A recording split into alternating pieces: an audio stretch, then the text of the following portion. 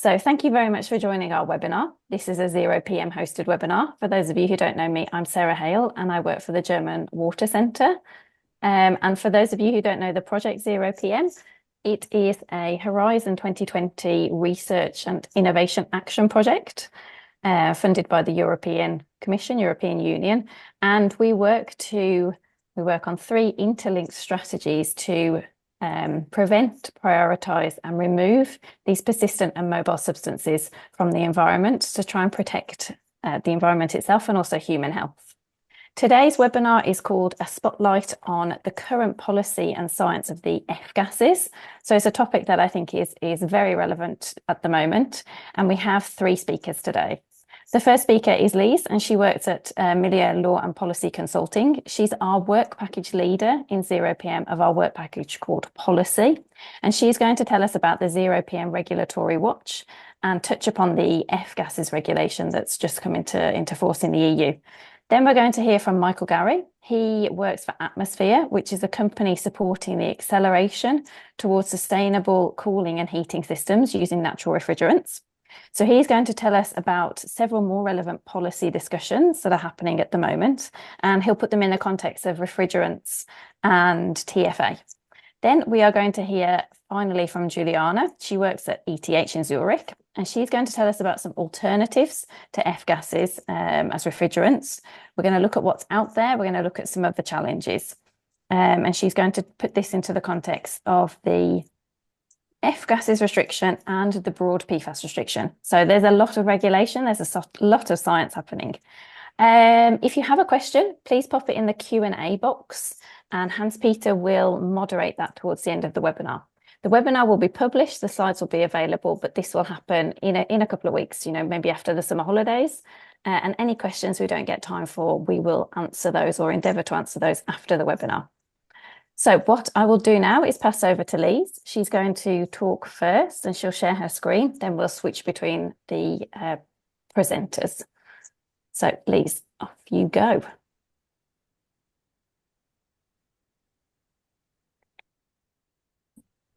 Yes, thank you, Sarah. Okay.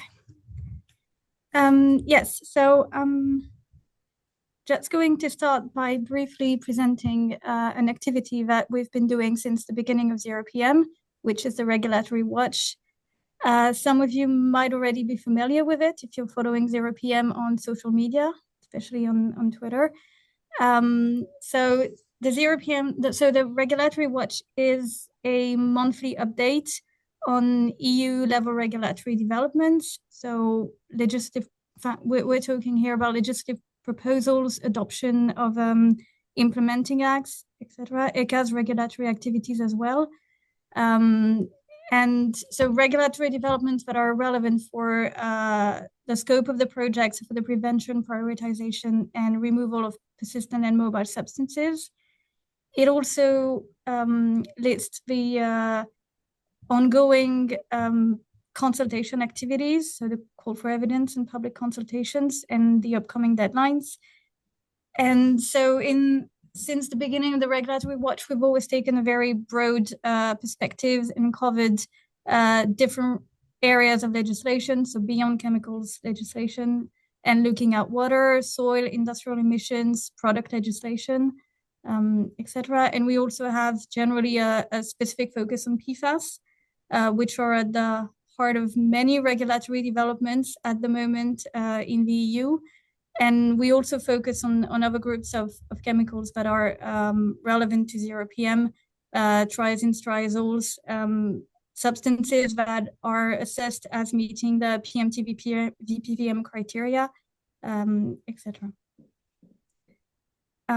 So all of that, all these updates are included in a monthly newsletter, which is accompanied by a big Excel tracker that includes all the details on all the different initiatives that we are following, and again, chart with the upcoming consultation deadlines.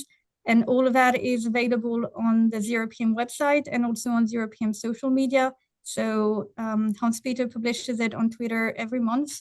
So yeah, the next issue is going to happen very soon, next week probably. So stay tuned for that. Now to finish, I'm going to just present a little bit one of the big new regulation that came into force recently, and that we followed in the regulatory watch since the Commission proposal. So, which is the new revised F-gas regulation that was adopted early this year, and that entered into force in March 2024. So it replaces the previous F-gas regulation that was from 2014, and it revised the quota system that was already in place with the previous regulation. But so this quota system sets maximum quantities of HFCs that can be placed on the EU market for a given period of time. Companies don't have to apply for a quota, and so the new regulation set these quantitative limits for the period 2025 to 2050, and plans for a phase down of these maximum quantities of HFCs from 2025 until a complete phase out in 2050, which was the big novelty in a way, because this was not originally planned in the Commission proposal. It was added during the legislative process by the European Parliament. And so it plans for several reduction steps from next year. And as you can see on the graph there's a pretty steep reduction already coming up in the next 5 years. Then in addition to this quota system, the new regulation also provides for specific prohibitions to place on the market certain equipment or certain products containing F-gases, so including stationary refrigeration systems, air conditioning equipment, heat pumps. It also has specific prohibitions on the use of F-gases. So also for maintenance and services of refrigeration equipment, air conditioning, heat pumps, and electrical switchgear. And so these prohibitions, the quota system, what we've seen before, only covers hydrofluorocarbons. These prohibitions are a bit, for some of them, are a bit wider and concerns HFCs, but also other F-gases that are covered by the regulation. So perfluorocarbon and SF6, for example. However, the regulation does not cover the absolute entire spectrum. So HFOs are not still very well covered by the regulation. So there is room for tackling the issue of F-gases through other ways, notably for REACH, the PFAS restriction.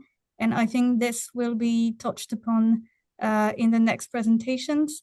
So I'm going then to pass the floor to Michael for a second. Thank you, Lise. I'm going to share my screen now. Okay. And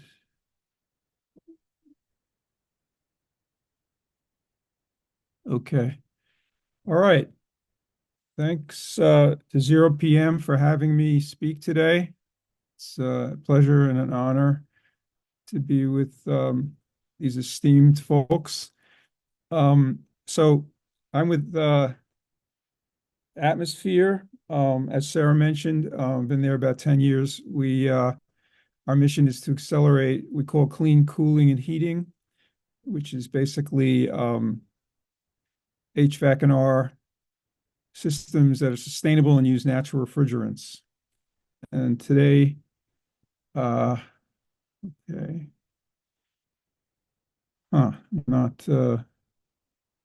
There it is. Okay. So today I'll be speaking about a governmental approach to regulating HFCs and HFOs and their TFA degradation product. And these are generally known as F gases, fluorinated gases, that are the primary problem that we see in refrigeration and air conditioning and heat pumps, as well as other applications, foam blowing and propellants and so on. But mostly my company focuses on the heating and cooling aspects of that. So start with HFCs. Here are some examples of HFCs. Their main issue, as noted, is their extremely high global warming potential.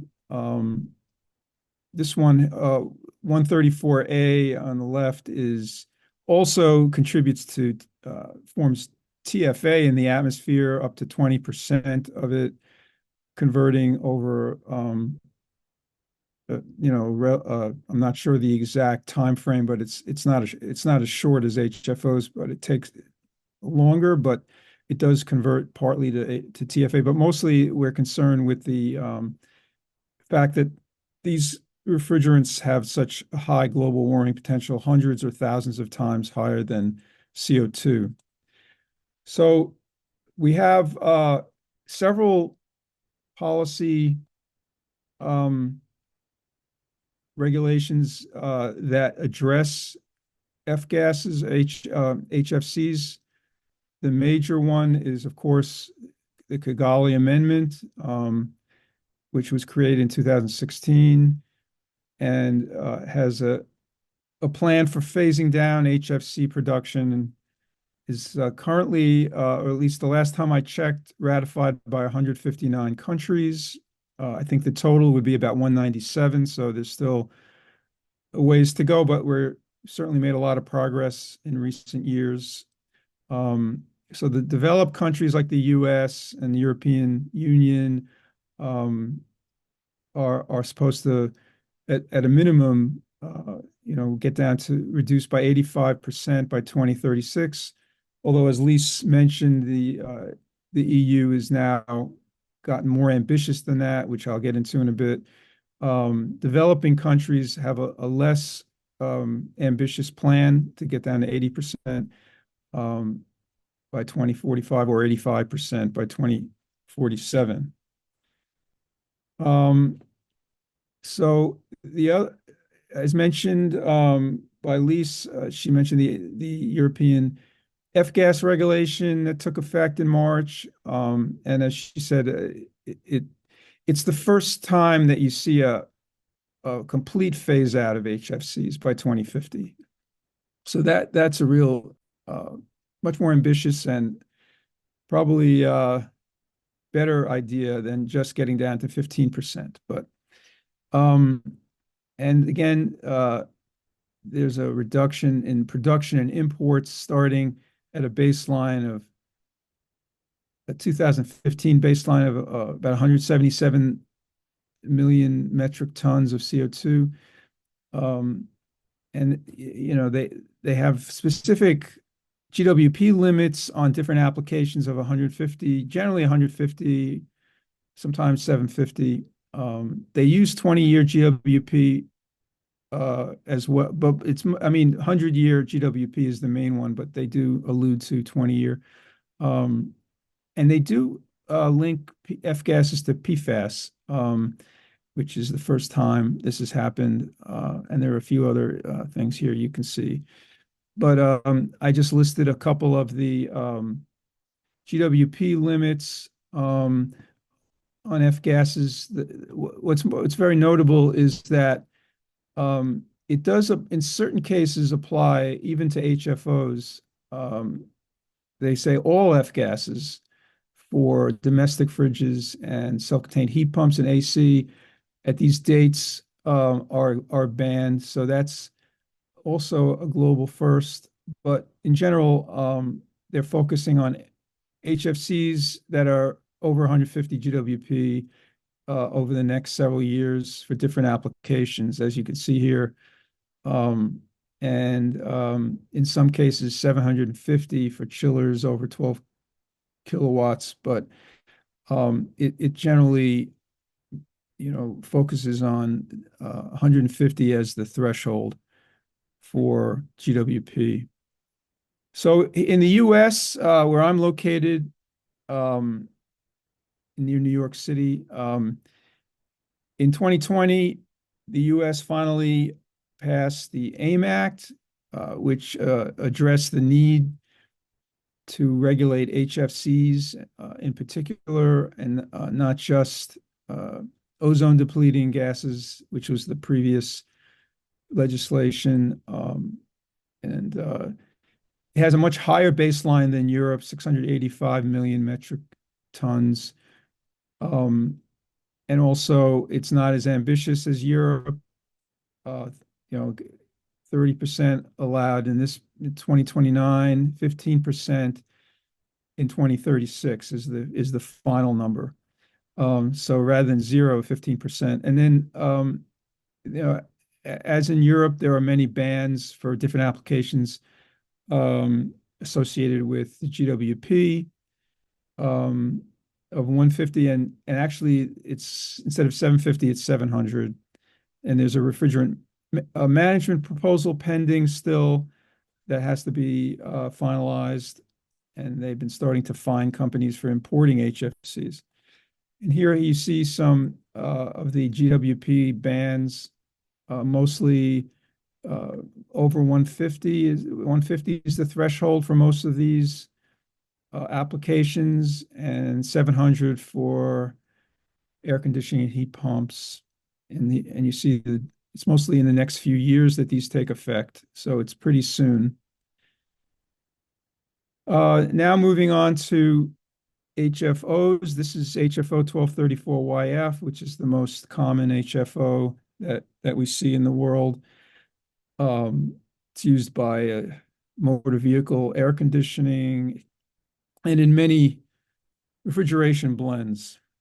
So at our ATMO America conference in June, it's now last month, we had a speaker, Gabrielle Salerno, talked about the fact that HFOs, which their whole point of the whole raison d'etre of HFOs is to be super low GWP like natural refrigerants, except that he notices or points out that there's at least a 2% chance of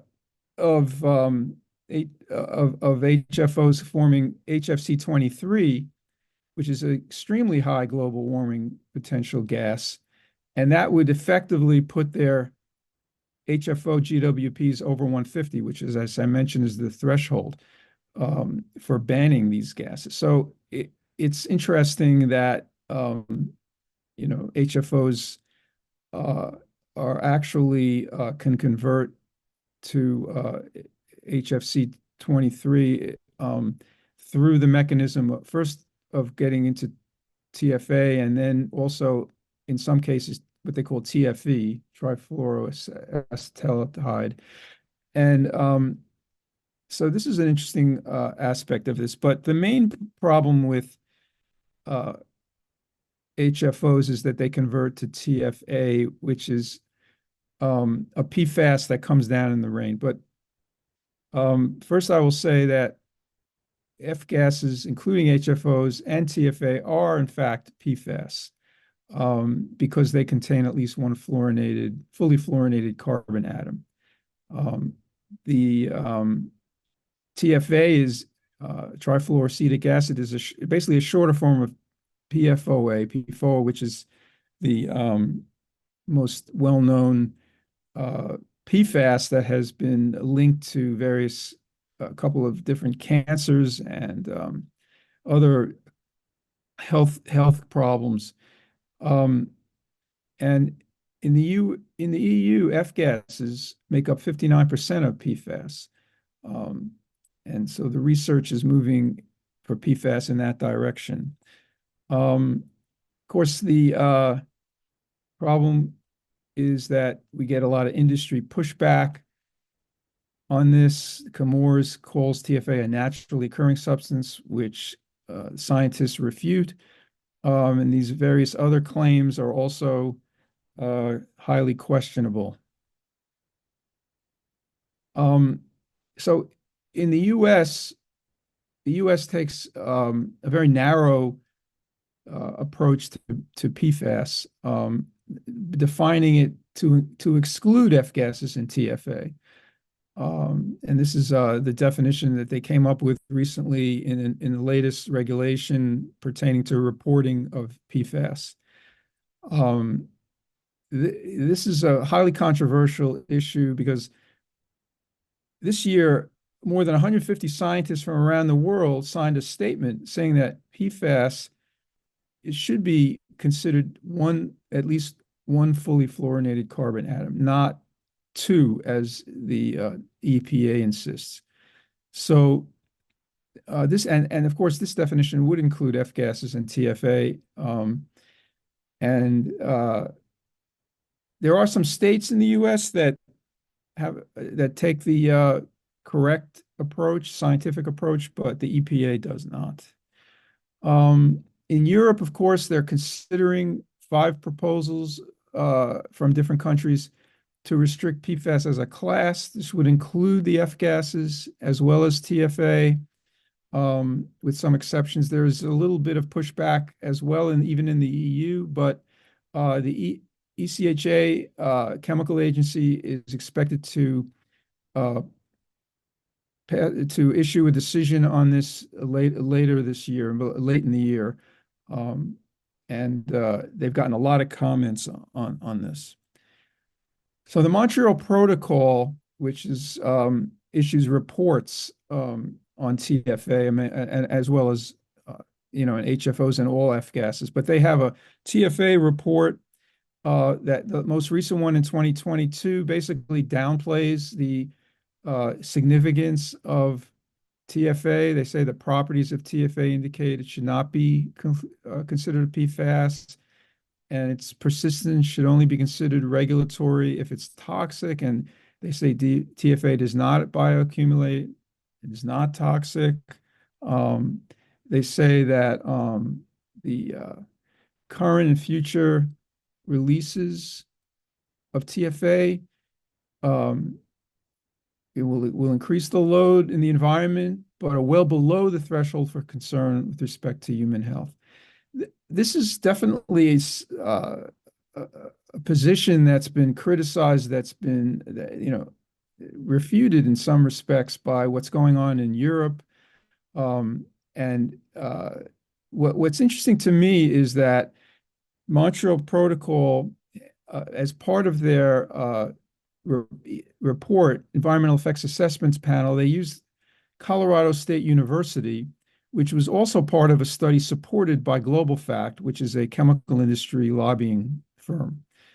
In a different report, where they said TFA is not expected to harm the environment, part of the contributors was the AHRI, which is a trade group, the Air Conditioning, Heating, Refrigeration Institute, which opposes the idea of the one fully fluorinated carbon definition. So the Montreal Protocol is in some ways getting feedback from the chemical industry in coming to these conclusions. With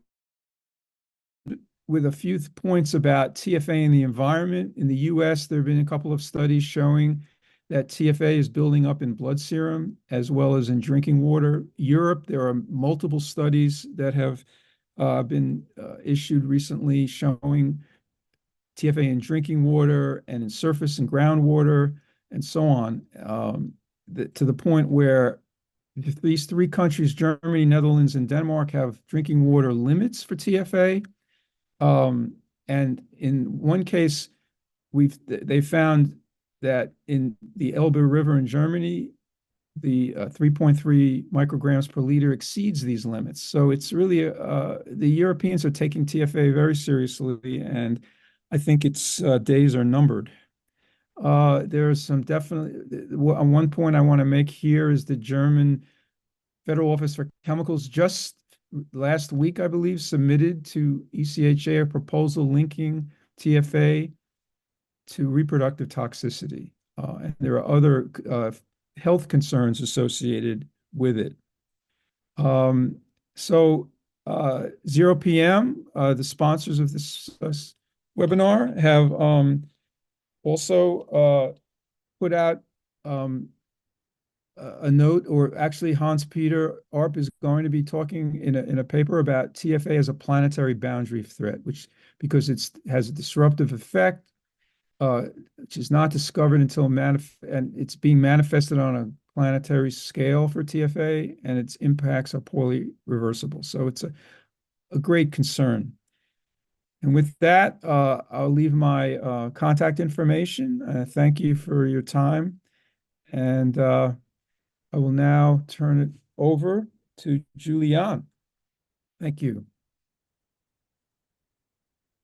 Thank you very much.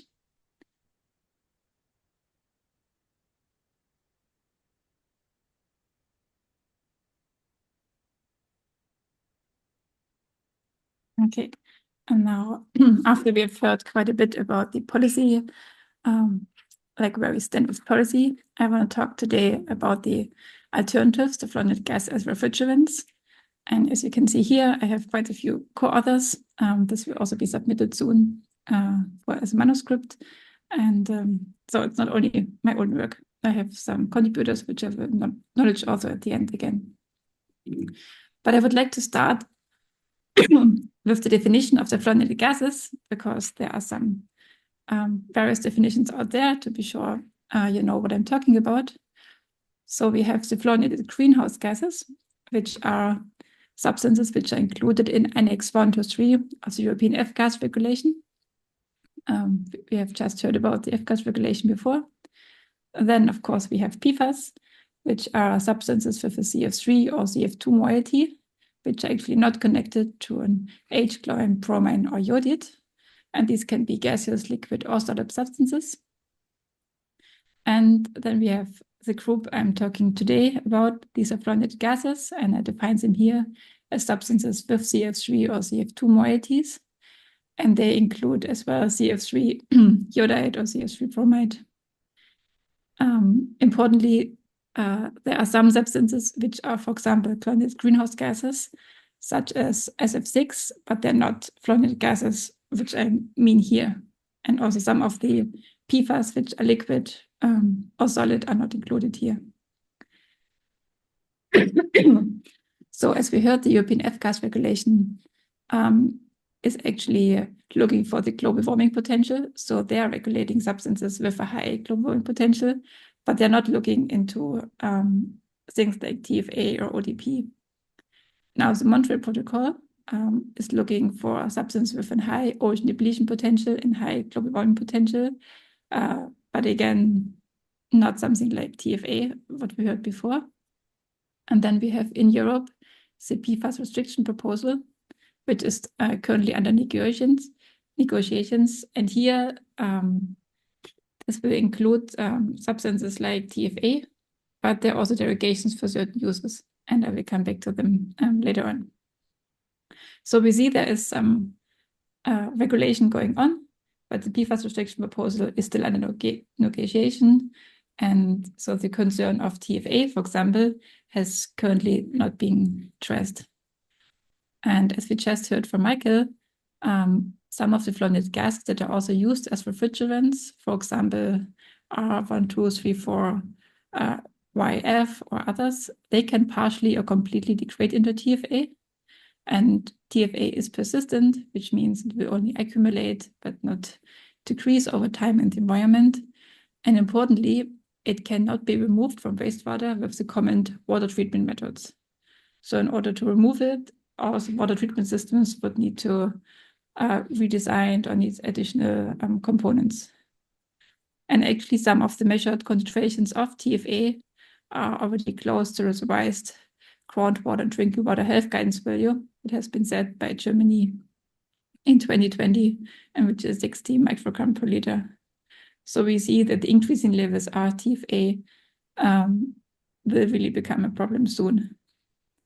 And we can also see it from some publications. There are many more. I just selected two. This is from Heidi Pickard on the left-hand side from 2020. And she has shown that in ice cores, TFA is here the blue line, that really from the 1990s up to now 2015, TFA concentrations have increased rapidly. And the study on the right-hand side is from the German Environmental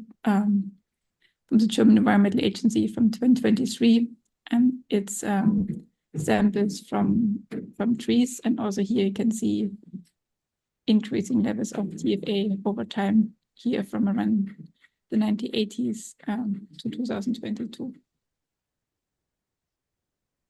Now, what alternatives do we have to the fluorinated substances? Because apparently they make us some trouble with TFA. Actually, there are some good alternatives, but they also have some drawbacks.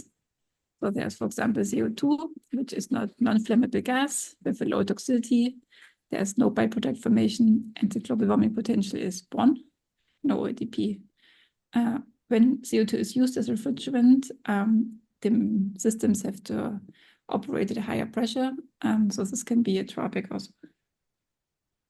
We have also ammonia, propane, and isobutane. So ammonia is flammable, and also it has a high toxicity, but no global warming potential and no ODP. But here for ammonia, certain measures must be taken when handling ammonia because of the high toxicity. However, ammonia has been applied since the 1850s, and a lot of experience has been collected with handling ammonia. So this ammonia can be handled safe if these measures are applied. We also have propane, which is a flammable gas. Again, there's a low toxicity, a low global warming potential, low ODP, but also here certain measures are needed when handling propane.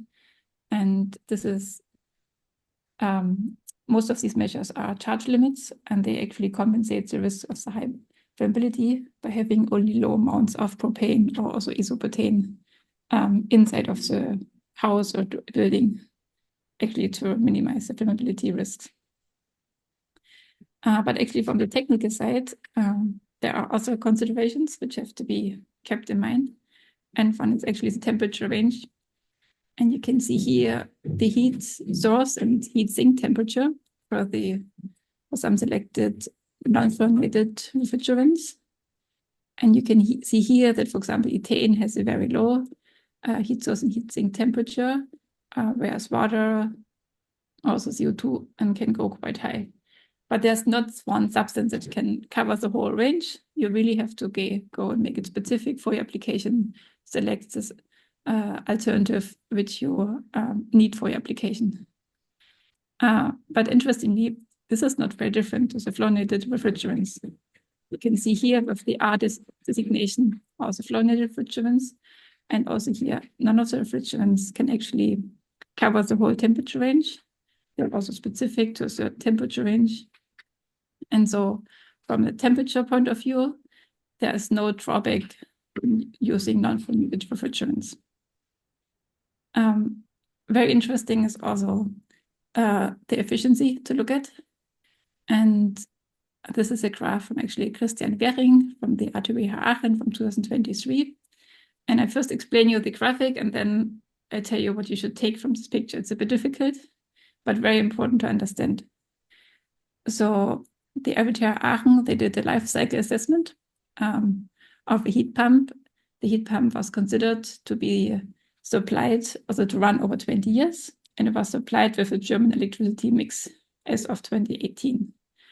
And the authors of the study looked at the different environmental impacts, including climate change, ozone depletion, whatever, acidification, land use, water use, and so on, for 7 different refrigerants. And they looked at the impacts from the heat pump production, heat pump operation, refrigerant production, and refrigerant leakage. Now, 3 points I want to have you take away from this slide. The first one is none of the impacts in life cycle assessment is actually chemical pollution. So something like the formation of TFA is normally not considered in LCA. So we cannot use the data here to actually decide how to best prevent the formation of TFA or other persistent degradation products like other PFAS, because as one of the drawbacks of LCA is, chemical pollution is not included. But we have here climate change and land use and water use. And it's also important, of course, to look at those impacts because we also care about these environmental impacts. And here you can see that the heat pump operation has the highest impact. You can see, for example, for climate change, it's up to 80-90% what the heat pump operation is contributing. And heat pump operation over 20 years means that the energy consumption is the most important factor, and energy consumption goes back to the compressor efficiency. So meaning that if you have a very efficient compressor, you can save energy for the operation of the heat pump, and this at the end gives you a low environmental impact. Now, if we look, for example, on climate change, we can see the fluorinated gases as the three first parts, and it's all nominated to R410A. So R410A is always 100%. And the last four here, these are the non-fluorinated gases.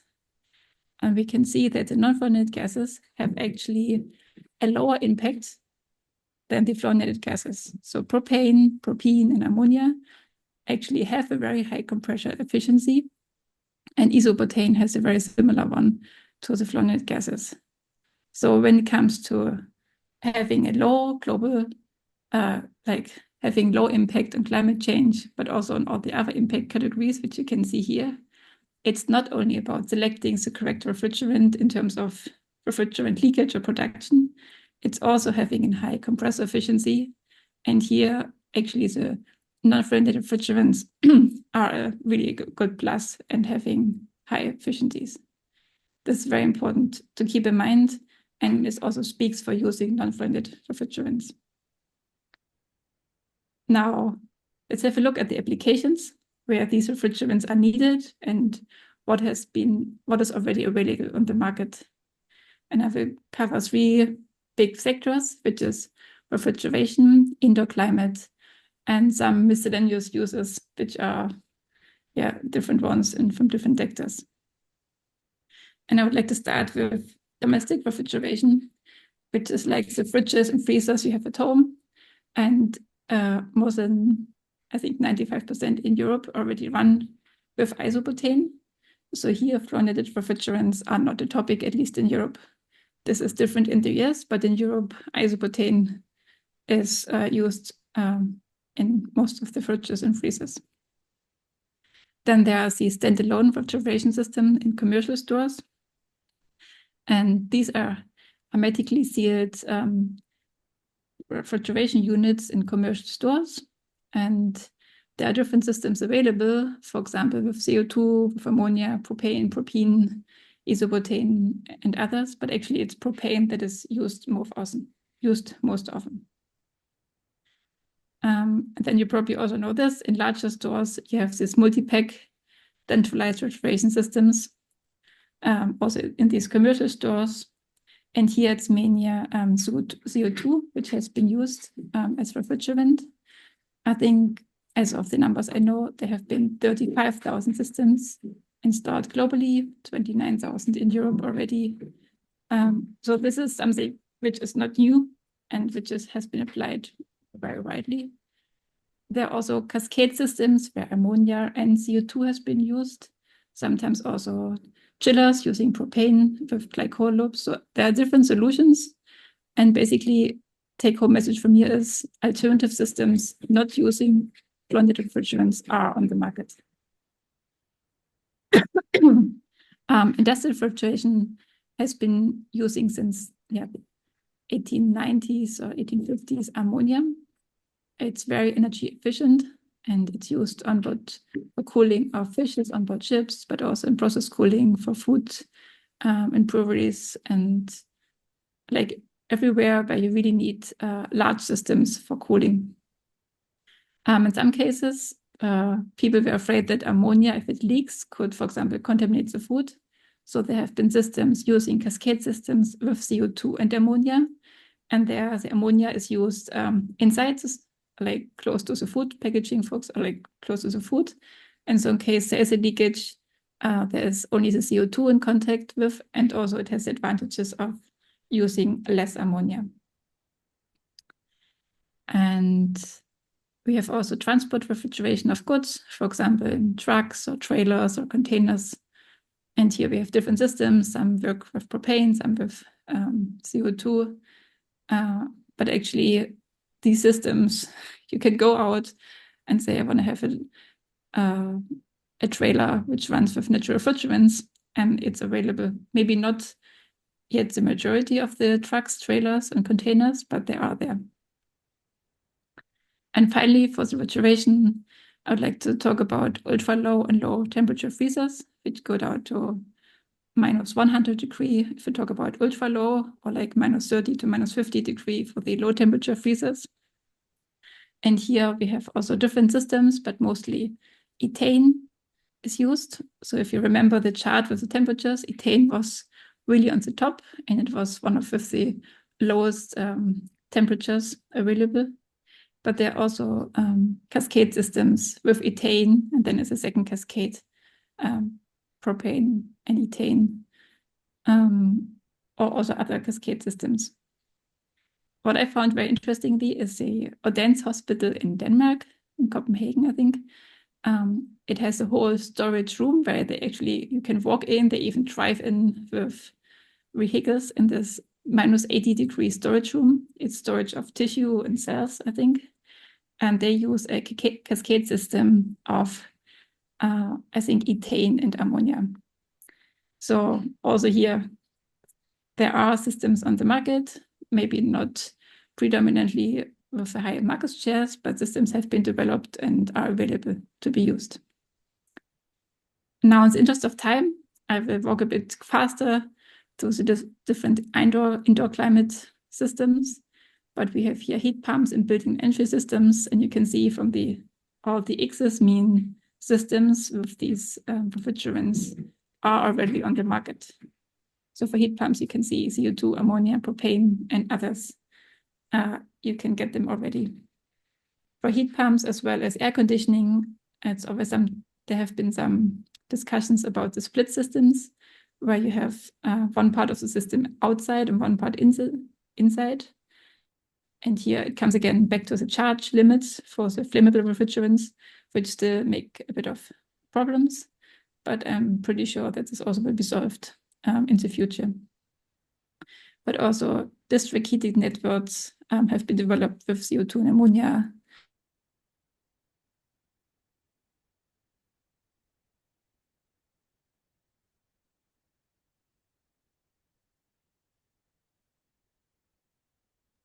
Mobile air conditioning in vehicles on the ground, like on buses or cars or trains that run with CO2 or propane or even air for the trains. Also in aircraft, there are systems that run with air. And I also found data for cooling units for data centers that run with ammonia, CO2 or other natural refrigerants. And chillers, which are used for big industrial applications, are run with various kinds of natural refrigerants. Now, just to give you also an idea about what I mean with miscellaneous, so we have heat pumps in industrial energy systems, heat pump tumble dryers, air dryers, and mobile dehumidifiers and ice rinks. They all need refrigerants, and also here systems using non-friendly alternatives have been developed. Now, coming back to the regulation and what will be proposed, or what has been proposed in the PFAS restriction proposal. You can see here, I think, 7 uses which relate to refrigerants and let's say F-gases, and the proposed derogation periods.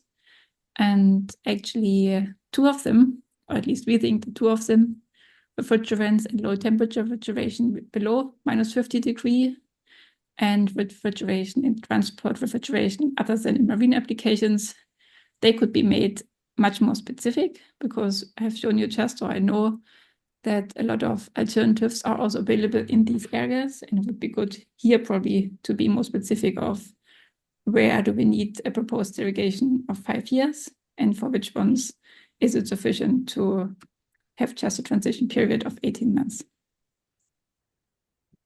So to summarize this, I think, and we as authors think, that the transition to non-fluorinated refrigerants is possible and has happened in many sectors already. Technically, there are only a few barriers to replacing the fluorinated refrigerants, in almost new developed systems by applying the existing standards. In some cases, trade-offs must be accepted in terms of costs or operation pressure and or capacity. However, we think that compared to the improved environmental compatibility of the alternatives, these trade-offs are worth making. I want to say also that trade-offs in terms of energy efficiency should not be accepted, because we think we should not play chemical pollution against global warming potential. And we have seen that the natural refrigerants are available that have very high efficiencies. So trade-offs should not be made there. And we think also that a transition to the non-fluorinated working fluids is a great opportunity for the companies to become frontrunners, and it will also increase the demand in the heating and cooling sector. And also chemical companies, the jobs there will stay. We will have aftermarket for the next decade, and this one needs to be served and managed.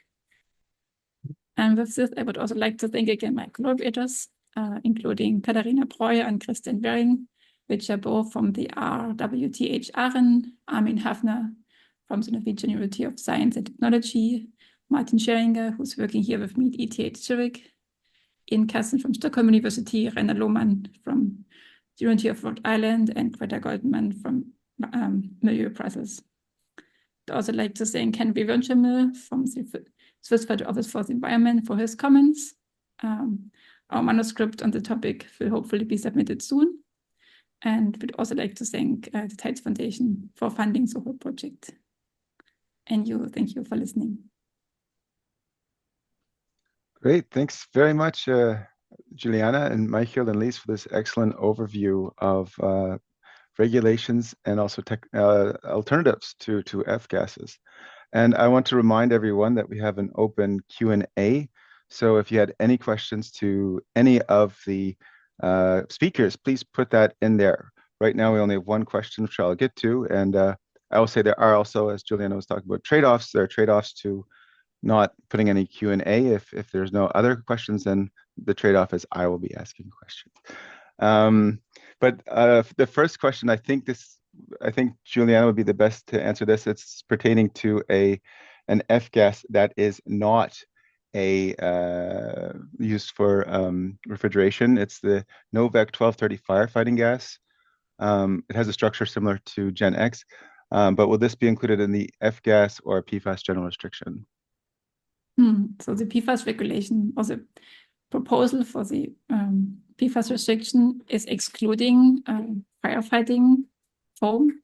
So I would need to check if this one, if it's used as a firefighting gas, is included or not. I'm not so sure now, but from the structure, if it has a CF2 or CF3 moiety, it is included.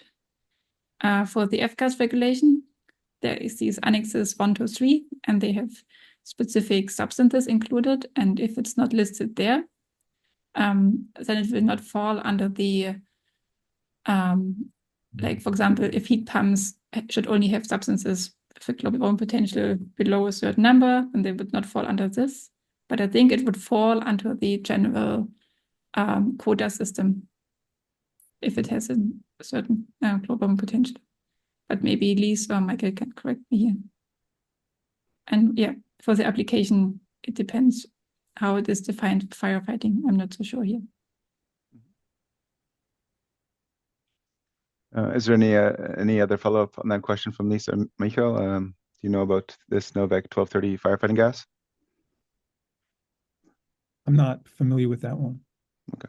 No, but I would assume it'd be the PFAS general restriction as well, as Juliana said, and it might even be in the 0PM alternative database for PFAS, which people might want to check out. Yes, this was from an anonymous attendee. Is there any regulations for PFAS incineration? At least, does that come across anything on the regulatory watch related to waste handling?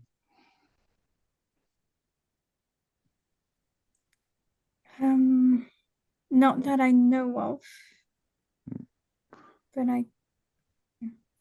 I'm also with Lise. I don't think that there is anything, just having a bit of an idea of what's happening with the removal and solutions. I don't think so at the moment, no. No. Yes, and I agree. I'm not aware of anything, but we are bringing up the issue that people should look for degradation products of PFAS incineration, of which TFA could be one of them. So it's an unknown contributor to the TFA burden. This next question comes from Harry Timmer. Is TFE, the acetaldehyde, as worrying as TFA? Interesting question. Yeah, so my understanding is that the concern about TFE is the conversion to the super high global warming potential gas, HFC 23. So, and I believe TFE also converts to TFA. So in that sense, it's concerning, but it's probably not as concerning in general as TFA because TFA is the byproduct that's most prevalent in the environment, and I think TFE is not as stable as TFE is not as stable as TFA. So TFA is much more concerning. Oh, very good. And we still got time for more questions, but since I see none on the list, I will ask some of my own. One is, I think all of you collectively showed a very good policy case why we should consider additional policy to specifically regulate the TFA precursors amongst the F gases.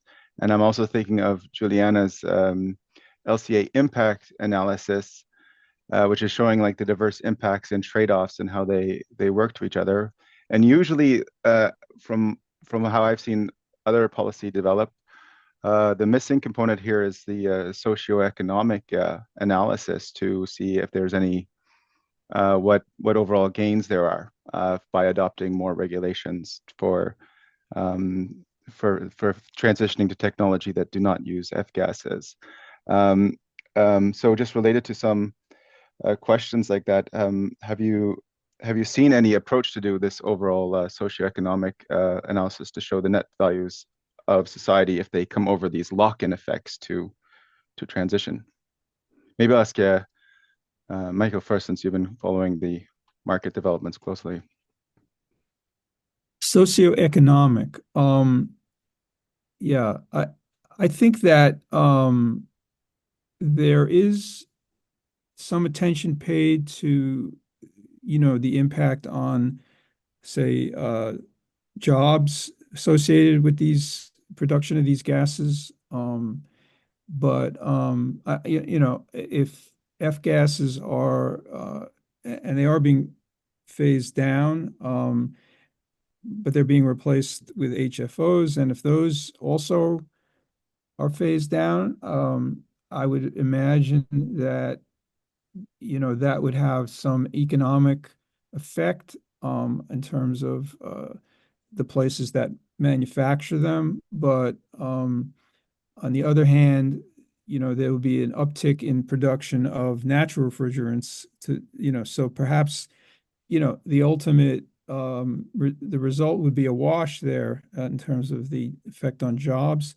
But in terms of the environmental impact, you can certainly make a case that, the economic impact of climate change, as well as the impact of chemical pollution from, if you translate that into dollar impact of cleaning up the water and so on, the potential economic and social impact of TFA will be enormous. So in that sense, I think that that will be actually one of the stronger arguments in favor of phasing out the HFO-F gases. Mm-hmm. Juliana, have you seen anything on the economics front or the cost benefits? I mean, not as a general overview, but I have seen some discussions, for example, on heat pumps using propane or so, because here you have to have more trained people who know how to handle flammable gases. And so there would be some initial costs needed to actually train these people. which might be more difficult than handling current systems. Because this might be initial cost. But I agree with Michael totally that cost for actually,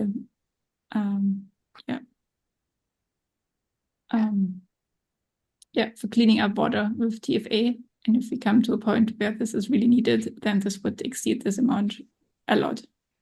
Oh. And so also with the heat pump sector now, they're still producing new heat pumps, people are using them. So I think it's now the idea to transition to the fluorinated, away from the fluorinated refrigerants back to natural ones. Because once they're there, then it's a bit too late to say, now you have to change your system. And you cannot just replace, for example, an hydrofluorocarbon with a propane system. It's a completely different system. Yeah, absolutely. And that's, I mean, I think that might be like an interesting place to take this conversation next, because I think the science is clear about the concern of TFA, and the technology is available to transition away from these precursors. So it's really about looking at, which industries are adapting quickly and why, and which industries are adapting slowly and why, and seeing what, I think, based on the overall net benefit, which I think in this case could also be presented as a economic benefit, particularly on a societal scale or regional scale. I have one more comment, and this is on the efficiency. So we have seen from this one slide from the RWTH Aachen that the operation is the one which has the largest impact. It requires the largest energy, but also this is a really high cost factor because you have to pay the energy. So if you have more efficient systems, you need less energy, and you also have to pay over the 20 years, which they consider their lower costs. And if you have non-fluorinated refrigerants like propane, propene, ammonia that have higher efficiencies, there's also big costs over the long period, cost savings, that you can have cost savings over a longer period of time. Maybe even higher cost savings than initial investment costs. Yes. So I think this is very, very useful to consider when people are considering what heat pump to buy next, as an example. Yeah. No, very good. Well, then, if there are no further comments, then I think I will end this webinar on that. So I want to thank you once again, Lise Oulès, Michael Garry, and Juliane Glüge, for your excellent contributions today on F-gases and the progress being made there, both on the policy side and on the technology side. And as I said previously, this will be available eventually on our YouTube channel sometime after summer. So stay tuned for that. And I want to thank you all for watching this webinar, and please stay tuned to 0pm.eu for future events. And please note, we have an upcoming workshop in Dessau, Germany on prioritization of PMT, VPM substances, of which you can find more information on our website. So with that, I'd like to thank you very much to our guest today from 0pm. Thank you. 0pm, Zero Pollution of Persistent and Mobile Substances. This project has received funding from the European Union's Horizon 2020 Research and Innovation Programme under grant agreement number 101036756.